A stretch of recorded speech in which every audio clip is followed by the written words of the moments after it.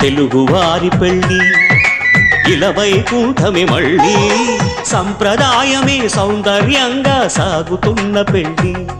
ఇది తెలుగువారి పెళ్ళి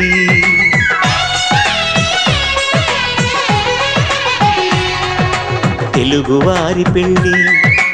ఇలవైకుంఠమే మళ్ళీ సంప్రదాయమే సౌందర్యంగా సాగుతున్న పెళ్ళి ఇది తెలుగువారి పెళ్ళి ఒకరికి ఒకరని అనుకుంటే అదే నిశ్చితార్థం ఆ నిర్ణయానికి తలవంచడమే పెళ్ళి అంతరార్థం శతమానం భవతి అంటుంది శ్రావణ మాసం